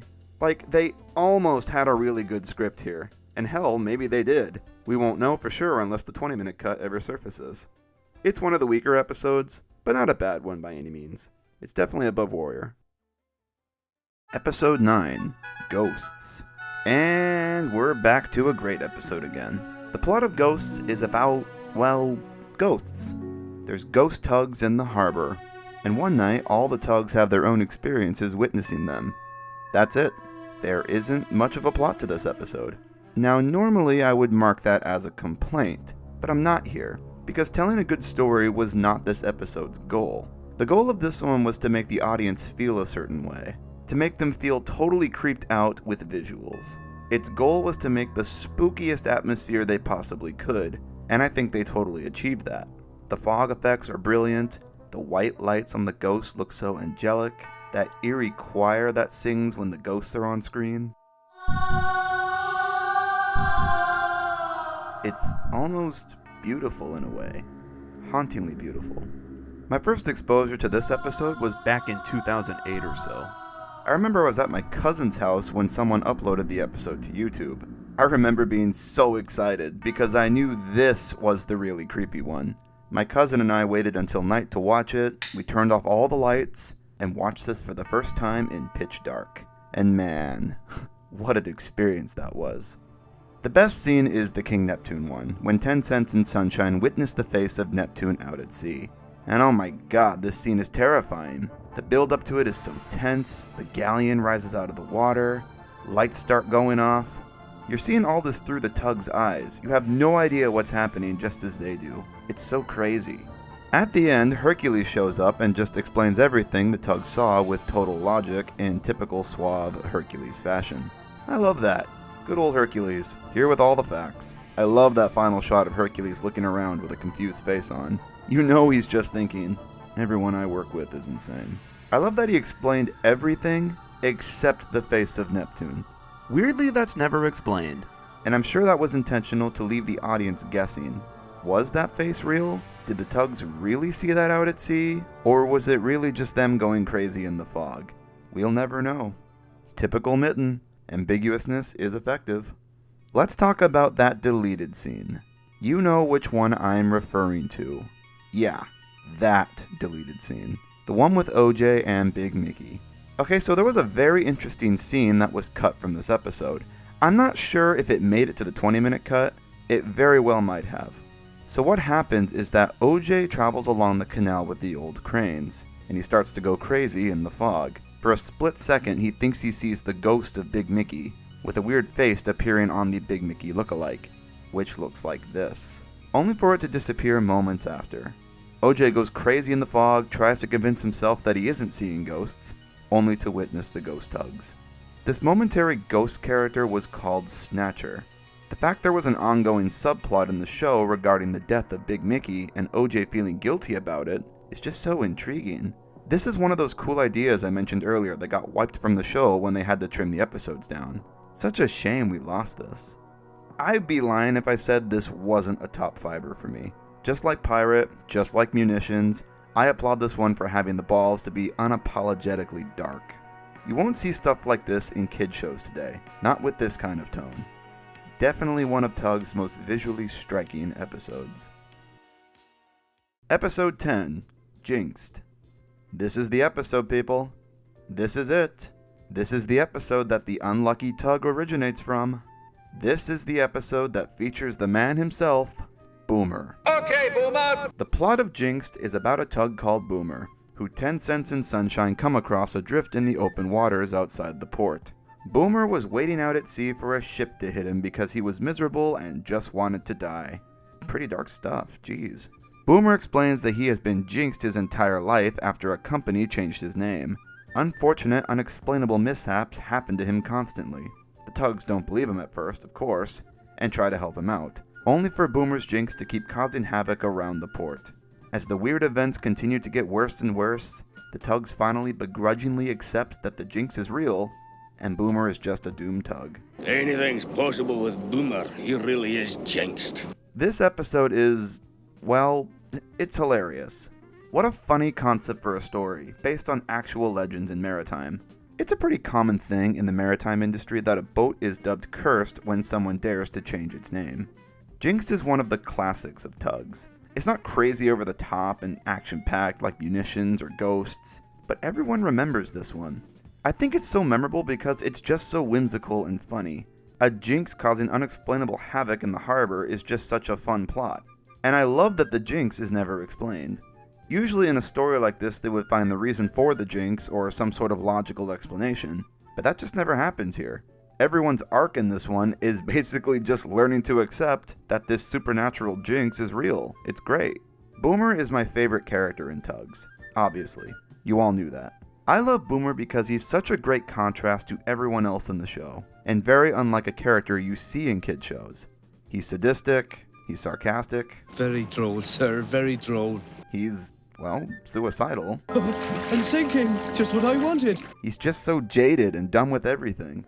Seeing him be so blasé about all the crazy things that happen in the port is just so funny to me.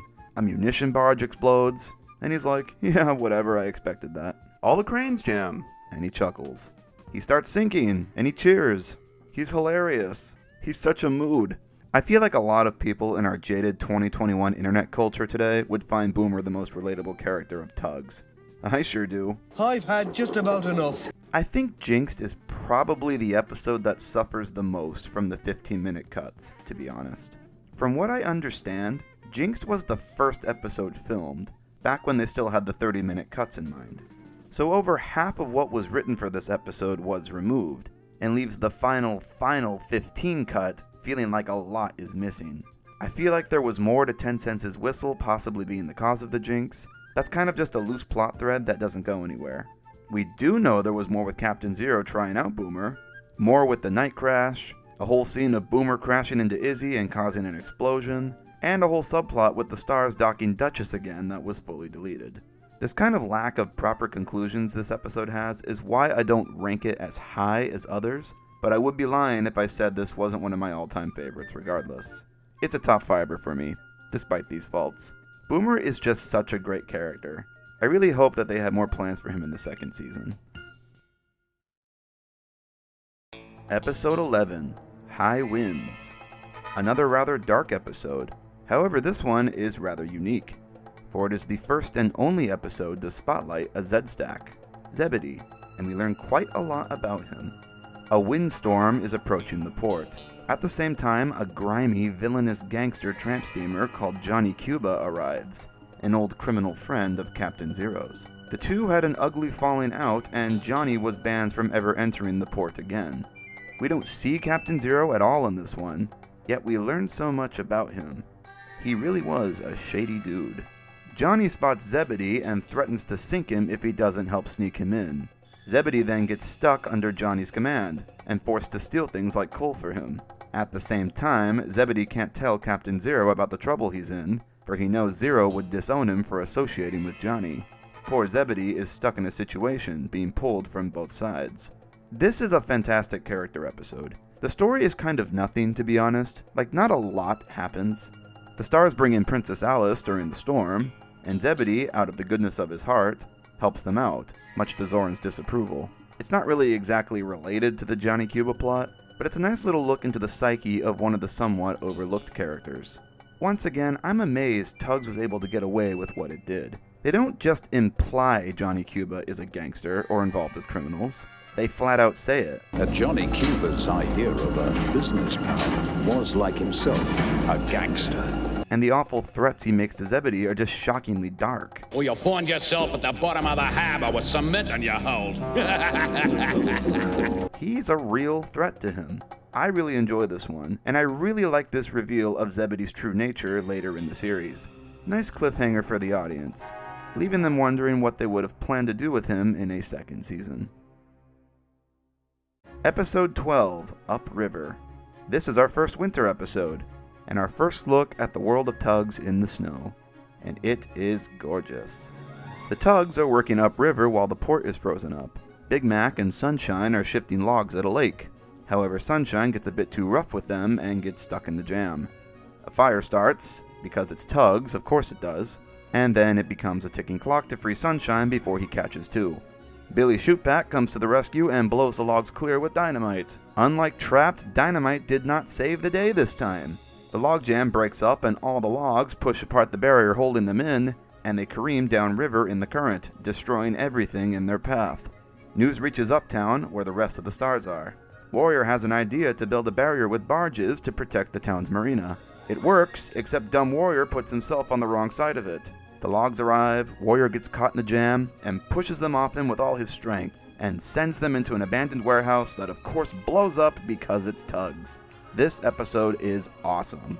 Just like Munitions, just like High Tide, it's a non-stop ride. In my opinion, I kind of wish this was the big Warrior redemption story instead of his Spotlight episode. I love the idea of Warrior being shown as clumsy and oafish throughout the show with moments of heroism, which then all pays off at the end of the show where he has this huge saves the day moment.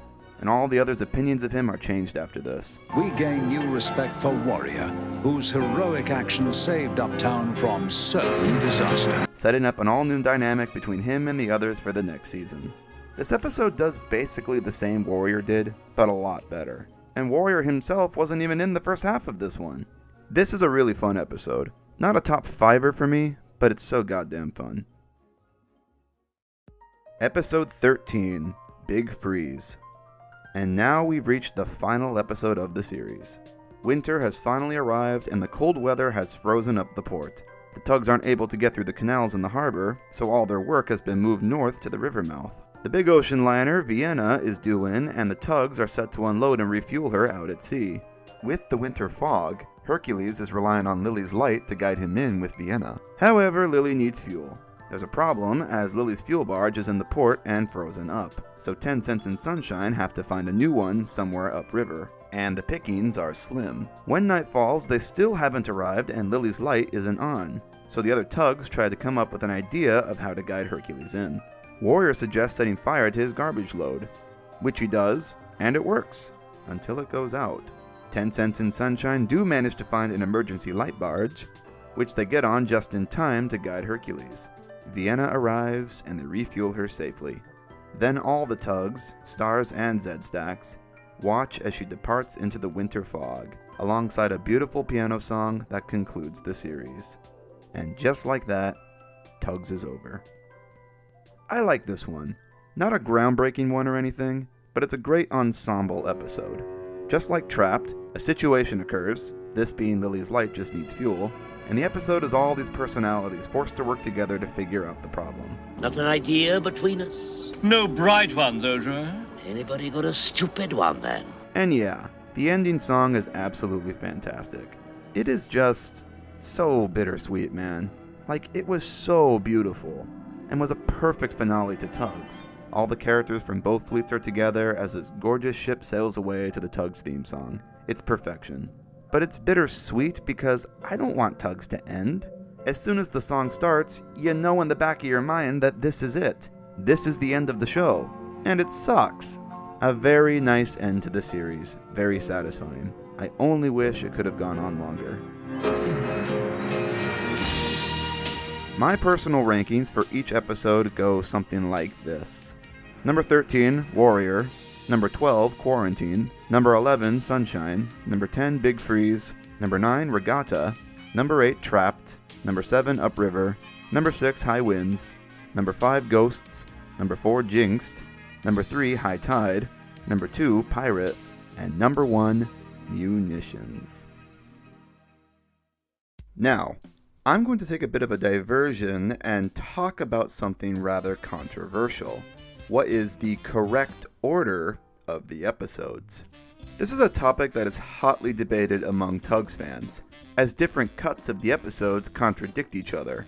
There are two official orders of the episodes: the airing order, which is the order we just discussed and was arranged with the 15-minute cuts in mind, and then what we'll call the canonical order, which sticks more to the 20-minute cuts as pieced together by fans using clues and hints from various sources.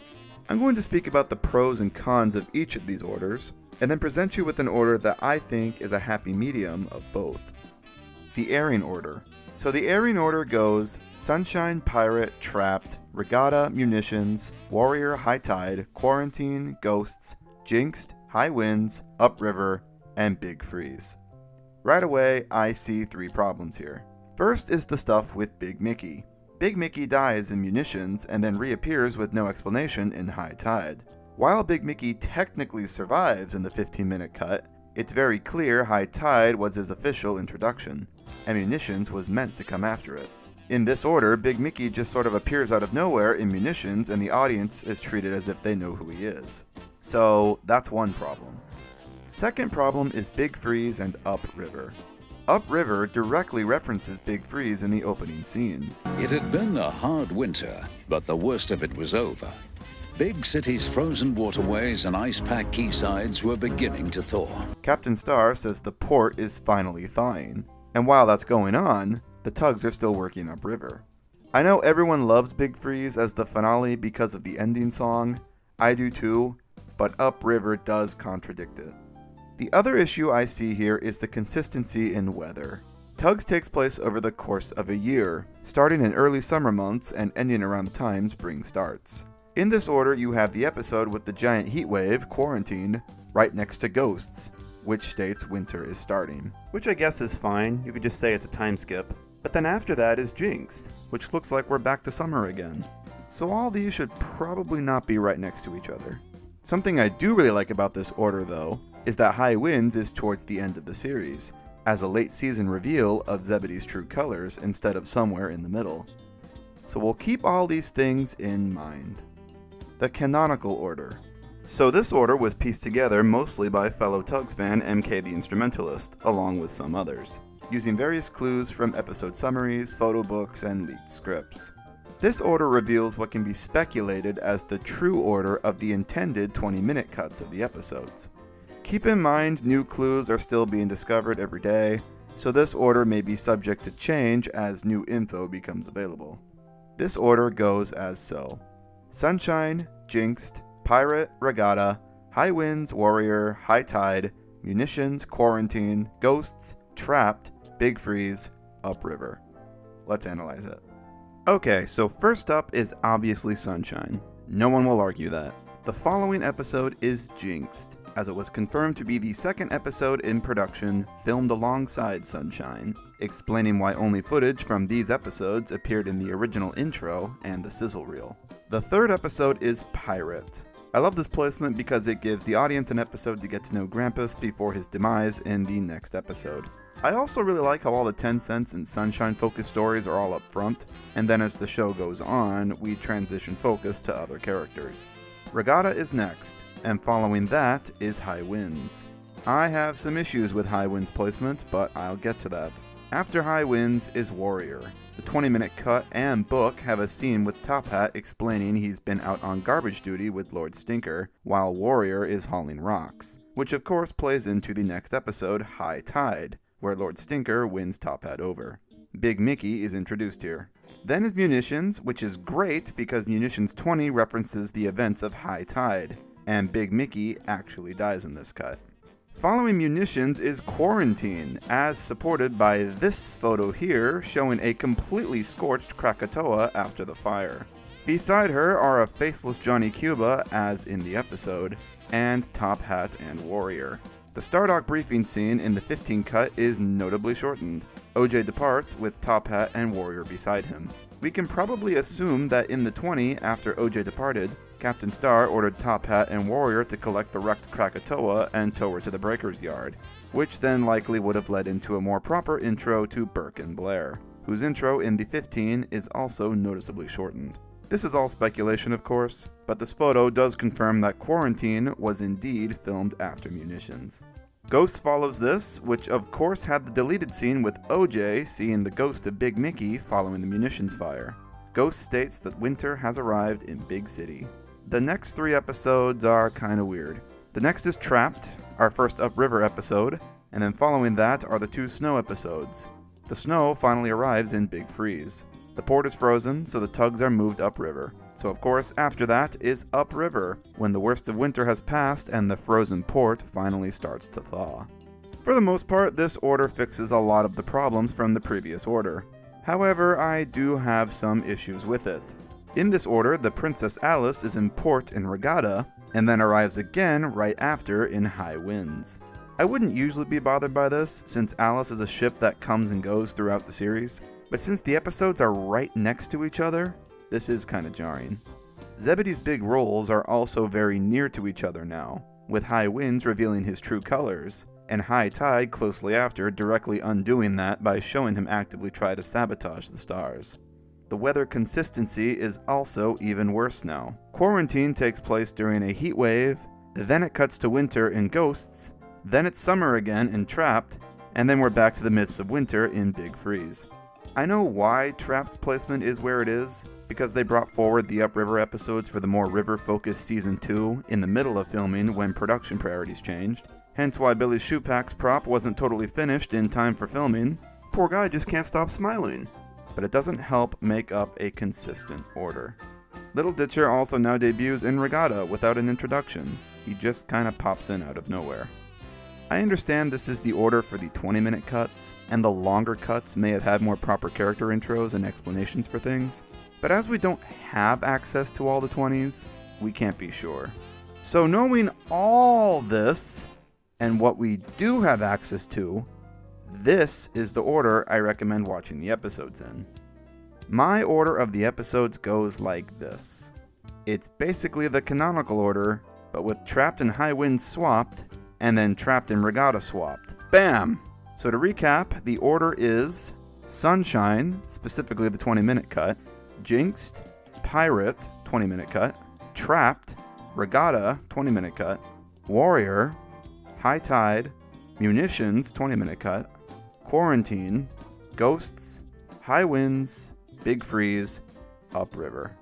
In this order, every character gets a proper introduction and all the events play out perfectly. Sunshine is obviously first. Jinxed follows it and introduces Mighty Mo. Then Pirate, which introduces Grampus and Scuttlebutt Pete. Then Trapped, which introduces the river operations a bit earlier and gives Little Ditcher a proper intro. Regatta introduces Bluenose and establishes Warrior is the garbage tug. Warrior follows, in which Captain Star mentions he took Warrior off garbage duty, which was just established in the previous episode. The Lord Stinker and Top Hat arc continues into High Tide. Big Mickey gets a proper intro, and then dies in munitions. The events of High Tide are referenced.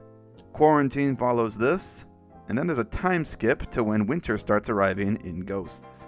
They do show snow in the opening shot, but snow is not present in the rest of the episode.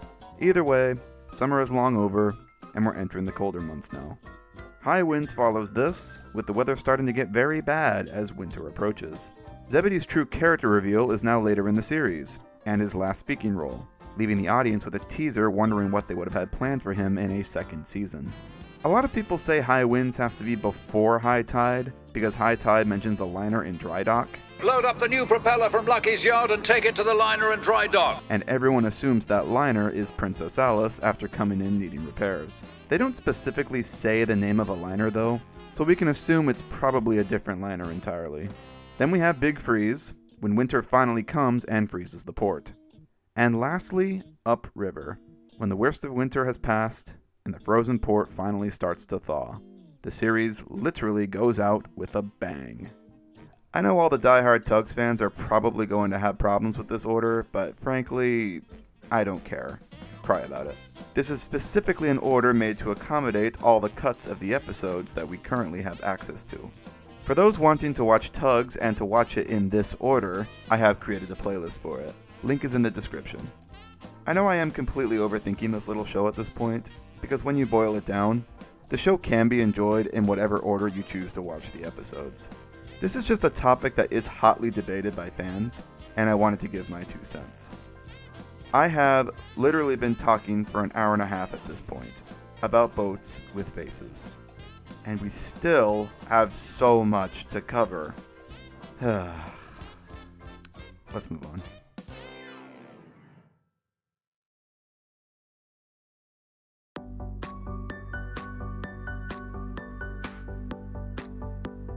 Now, I think I've made it pretty obvious in the video so far that I am a big fan of this show.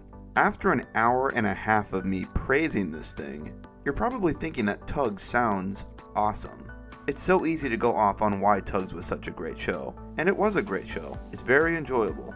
However, Tugs was not a success. Why was that? Why did this show that tried to push the envelope so hard fail? As I said earlier in the video, Tugs failed to get an American investor on board, and that, over everything, was why it failed. Allegedly, they had been trying to get Tugs sold to an American company as early as 1988. Cardona stated in his Model Boats magazine interview that he had gone up to set up a deal with US investors in March 1990, now 2 years later and still no pickup.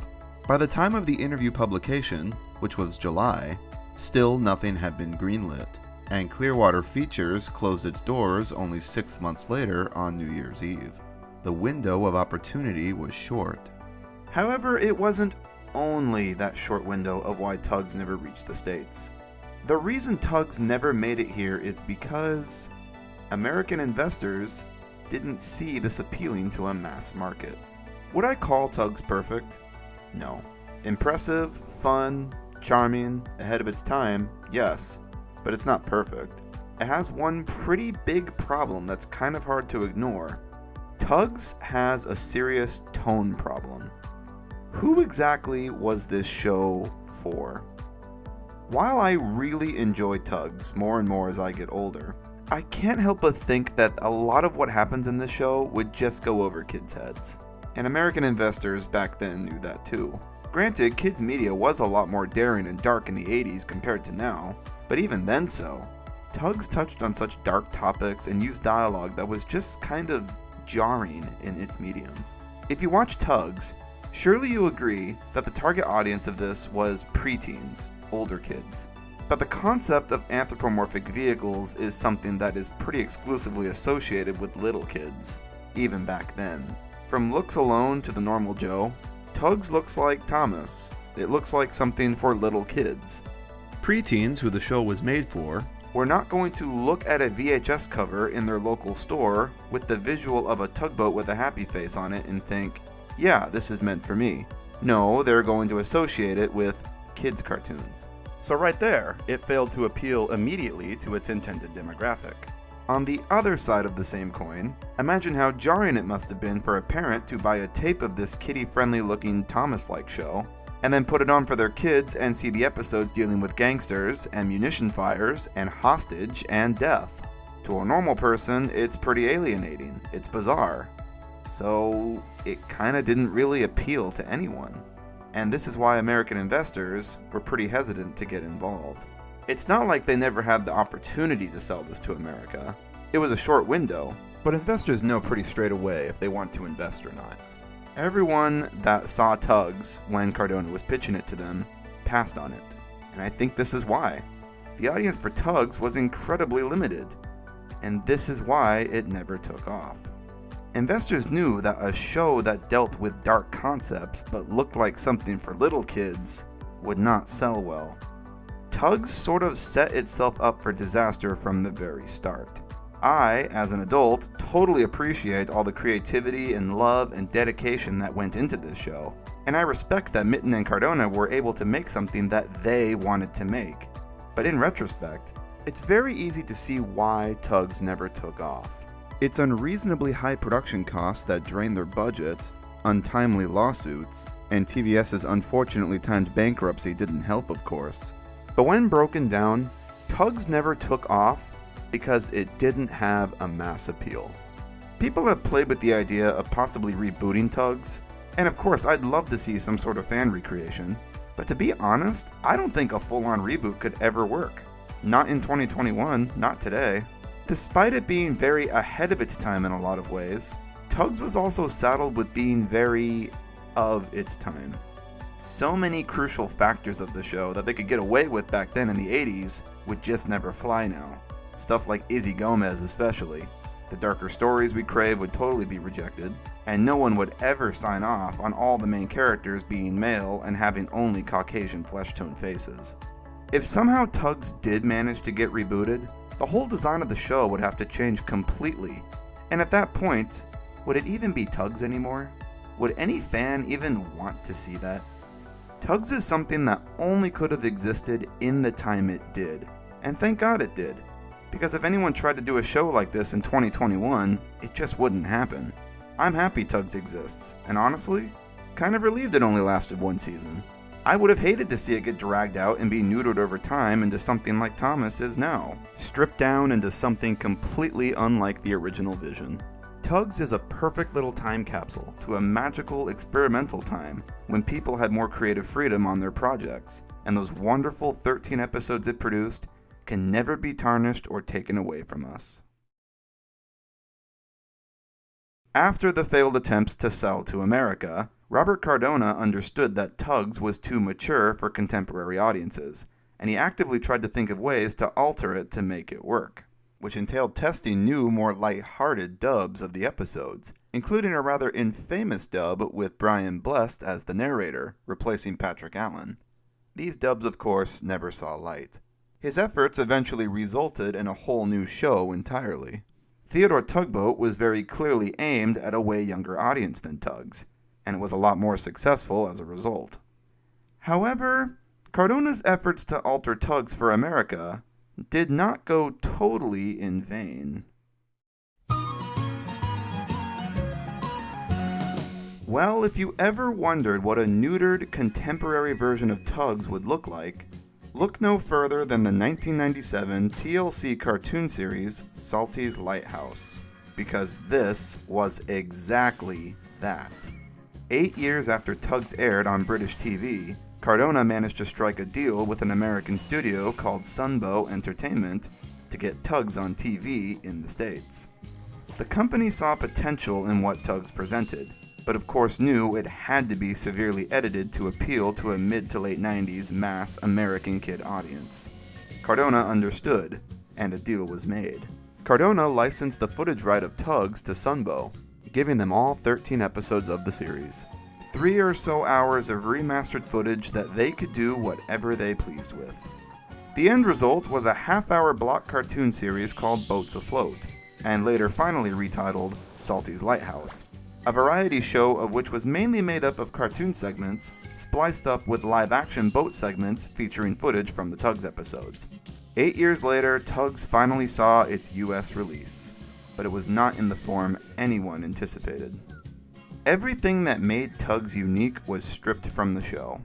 The amazing soundtrack by O'Donnell and Campbell was discarded. The voices were completely changed, and any elements of a darker tone were removed completely. Some of the changes made were rather bizarre, but some sort of understandable considering the time period.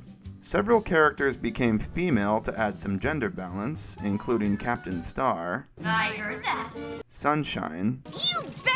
I'll race you there! and Little Ditcher. We'll need more than luck, warrior. Because when I look at this grimy, disgusting piece of shit crane, I think little girl.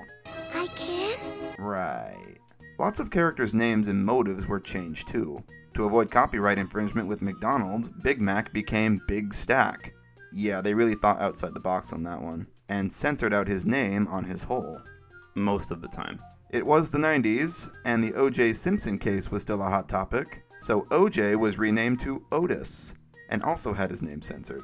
Izzy spoke with a pretty white bread voice. If Zoran was any later, all my fresh fruit would turn rotten. Yeah, that totally matches what he looks like. The evil Johnny Cuba became a nice character named Steamer who just wanted to make friends. And the scummy scrap dealers Burke and Blair became f***ing movie producer Tugs. You've probably seen our Poffo Socko movies. Beauty and the Boat, Jurassic Harbor, Tug Rants. You can't make this shit up. Salty's Lighthouse was greenlit for 40 11-minute episodes, with the Tug segments being about 5 minutes each.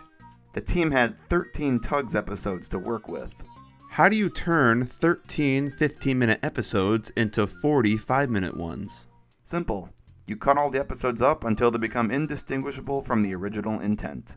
As you can imagine, completely reforming 13 episodes into 40 was not an easy task, and as a result, several plot points and footage were repeated over and over and over again. There are 4 episodes that involve a tramper blocking a river. The railway bridge collapses 3 times. Sunshine gets trapped in a logjam at least 3 times. They did Jinxed twice, but with different endings. And it seems like a parade occurs every other episode. It was not a high-quality show, and it was very badly edited. When Zip and Zug repainted Zoran's boat, they spelled his name backwards.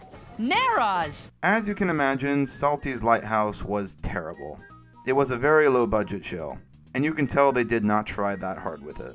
It was very clearly a cheap cash grab they only made because they had 3 hours of footage at their disposal and wanted to make some money off it. It's pretty upsetting watching this, knowing that this was Tugs' final fate. This is what all that love and dedication Mitten and Cardona put into the show amounted to. A low-budget, crappy cartoon show with an awful voice cast and amateur-level editing. Tugs are working, they never go slow.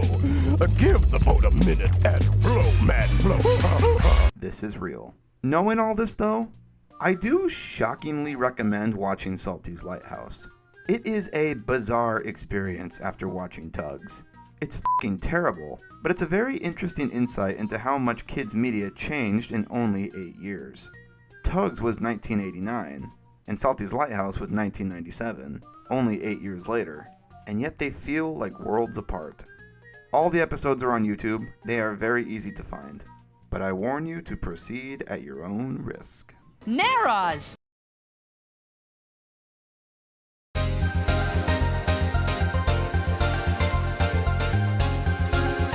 After a rather unceremonious end to Tugs' relevance with Salty's Lighthouse, Tugs just completely fell off the face of the earth and was forgotten to time.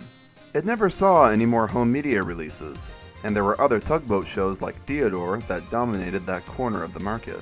The show was forever done. Its creators had went off to do better things, a good chunk of the props went to Thomas, and the footage was sold off to a company that chopped it up into oblivion. After the end of the 90s, Tugs disappeared into the void without a trace. You would think that right there is the end of the story. Except, it's not. Here's how the story allegedly goes. Following Tugs' end, many of the props went off to be used on Thomas. The ones that didn't were kept together in Mitten and Cardona's own storage units at Shepperton Studios. Following David Mitten's untimely death in 2008, the units were cleared, and all the props in them were removed and presumably thrown out. This meant the Tugs. Being thrown into a dumpster out back, the models suffered severe damage. However, a passing builder discovered these magnificent boat props in the dumpster and decided to take them home with him, fitting as many as he could into his van. The builder, who will remain unnamed, later learned through TV adverts of a model boat enthusiast named Richard, who I don't have a picture of, so we'll just use this guy, and donated the props to him to be restored. In Richard's possession, he attempted to repair them as much as he could. Of course, no one in the online Tugs fandom at the time knew any of this was happening. Then one fateful day, in June 2012, there was an eBay listing. A production case with several tug faces and buoys inside. Then other listings appeared with more cases and faces. One of the Shepperton liquidators were selling off the stuff they had cleared out from the storage units. And little did Tugs fans know, the whole fleet would surface online in December that year. Later that year, Richard released pictures of the Tugs online and put them up for sale, featuring almost every character. They were all still in quite a state, but nearly everyone was there. The euphoria from fans was astronomical. Seeing these things were all still around and mostly intact was surreal as hell. The Tugs had lived. Richard had gotten in touch with a member of the online Thomas fandom group called Sodor Island Forums, or SIF for short, and asked if he'd be interested in buying them. The information was relayed to the group at large, and the images all quickly went public after. With the possibility looming of the Tugs all being sold to different collectors around the world and disappearing into the void again, the members of SIF pooled together to preserve them. They were adamant that the props should all stay together in England and wanted to fully restore them to their former glory. In early 2013, the group officially purchased all 18 Tugs for about £8,000 to £11,000 in total. I'm not 100% certain on the actual amount. In January, they posted pics from their handover, showing fans the true condition of the props, revealing some of the restoration work Richard had done to them in his possession. Included in the handover were 10 Cents, Sunshine, Big Mac, Warrior, Hercules, OJ, whom was repainted into his Thomas the Tank Engine guise, Zarin, Zebedee, Zack, Zug, Zip, Lily Lightship, Billy Shupak, Sea Rogue, Boomer, Burke, Blair, and the Fire Tug. Almost everyone was there, except for one, Top Hat. There has been much speculation of where he ended up. Some have speculated that he was thrown out completely, and some others have speculated that the unnamed builder that saved them all from the dumpster had kept him. I am definitely inclined to believe that. If you're going to keep one of these Tugs, why wouldn't you keep the funny one with the top hat and monocle and the head that moves up and down, right? Some others have also speculated that David Mitten himself took Top Hat home, and he currently resides with the Mitten estate, which of course is also a possibility. Grampus the mini-sub is also missing, although I am more inclined to believe that he was probably actually trashed. But who knows? Maybe he and Top Hat are both chilling on somebody's mantle right now. 4 months after the handover in May, the Preservation Group officially launched their title, the Star Tugs Trust, with stated intentions of repairing the models to their former glory and preserving their well-being. The group had many outings and events where they showcased the props to the public. While I think their intentions were good, my thoughts on these outings are actually quite mixed. While I love the idea of bringing these props to events to display so people can see them, I don't like how they're just out in the open for people to touch and handle, which of course has resulted in the props receiving even more damage than they did when they were initially handed over. Over time, the Trust got in touch with many crew members, and a lot of them came forward, donating other props and media that they had kept from the show's production, including faces, photo albums, concept art, reference material, and VHS tapes of rough episode cuts. Many of these the Trust has chosen not to reveal to the public, on alleged copyright grounds. In 2014, the group acquired a railway coach from the Midland Railway Centre to officially house the Tugs in, through a GoFundMe fundraiser. They converted the coach to a display showcase, eventually adding a whole glass display within to keep most of the props safely behind. This is how props should be displayed in my opinion, safely behind some sort of barrier away from people's hands. So good on them here. However, those tour outings still continued. In early 2020, the group entirely rebranded and changed their title to Tugs the Exhibition, in an attempt to bring more exposure to the show the props had come from. However, with the outbreak of COVID-19, the Midland Railway closed, as did all heritage railways in the UK, and the Tugs display saw little revenue. Due to the lack of financial support, the Trust announced they were closing the exhibition entirely. As of 2021, they've gone back to taking the Tugs out to events again, where they've seemingly suffered even more damage in the process. Poor 10 Cents' face has so many paint chips that it's actually sad to look at. They display him with a painted cast now because the original is just so butchered. My honest opinions on the Star Tugs Trust is that I find them a rather unprofessional group that makes baffling decisions and has transparency issues with their following. I think their intentions at first could have been great. A group coming together to save these Tugs and keep them all together and preserve their well-being. Yes, I am totally with them on that. That was a great idea. And finding a permanent home to safely display them behind glass to the public, again, yes, totally with them on that. That's how these things should be taken care of. Taking them to display at events? Also a good idea, just not a fan of how they let people touch them. This seemingly disregard for the props' well-being, the casting of said props to make casts for themselves and to sell for profit, and their rather, well, spiteful responses to fans' criticism is what turns me sour on them. For a group that was formed solely to look after the well-being of these things, it doesn't really seem like they've done that. This video is not an evil propaganda piece I'm making here to get you all go and hate on this group. That's not what this is, and please don't do that. I'm just being honest as an outsider that doesn't remotely associate with this group and presenting my opinions on how they've handled the situation over the years. And hopefully, after hearing this, maybe they'll learn from it. Maybe you don't let fans touch and handle the props. Maybe don't cast screen-used props for your own personal gain, something that damages them in the process. Oh, too late. Maybe when people ask you about why you don't publicly share the stuff that you own, you don't say it's because of the rights holders, and then proceed to backtrack that by charging people to see the stuff privately in person. Above all else, I just want to see the props safely preserved somewhere out of harm where they won't suffer paint chips and parts breaking off. And sadly, that's all I continually see to happen with this group. I will give the Trust this though. Recently they've been putting more stuff out at events for people to take photos of, including photos and scripts. So that's something at least. I want to see the Trust improve, honestly, both in how they manage the props and how they present themselves online. They had such good intentions when they started, and still have so much potential to really share the world of Tugs with fans. Tugs, at its core, is something that should bring people together, not divide them even more.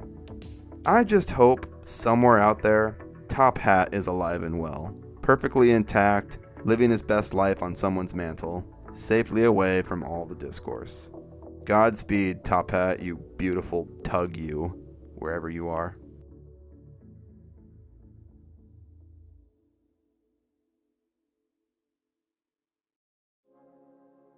Tugs has had an incredibly rough journey, always seeming to hit turmoil at every step of the way. From lawsuits to tight production budgets, from tone issues to bankruptcies, from total neuterization to the garbage bin, Tugs' entire journey has been turbulent since day one. For a short-lived show that produced only a measly 13 episodes, I cannot think of any show that has a production history as interesting as it. The fact we are still uncovering new information about this show over 30 years after it was a thing is nothing short of amazing.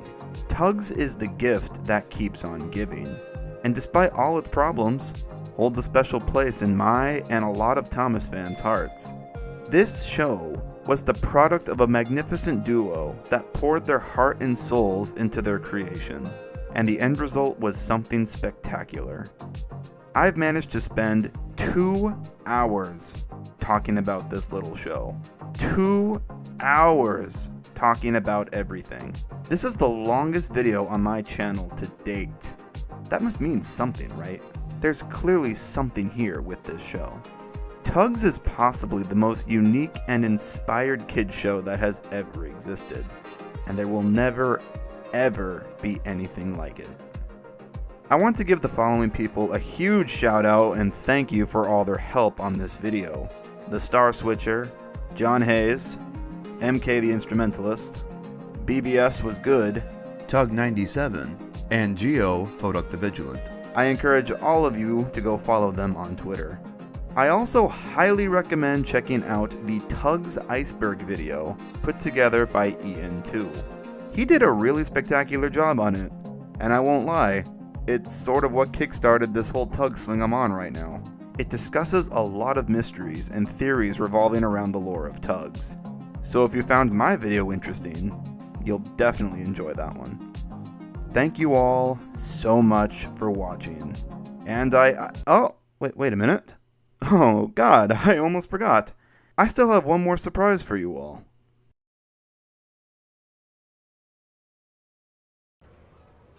So, you may have noticed throughout the video that there's been some never-before-seen behind-the-scenes photos of the props. Well, I'm here to tell you that there is a lot more where those came from. My friend Ahmed has been sent a surplus of negatives and prints from a Tugs crew member, who has given us full permission to release them to the public. And in the description of this video, after the premiere ends, I will add a link to a drive folder with a variety of them for you. This is Tugs.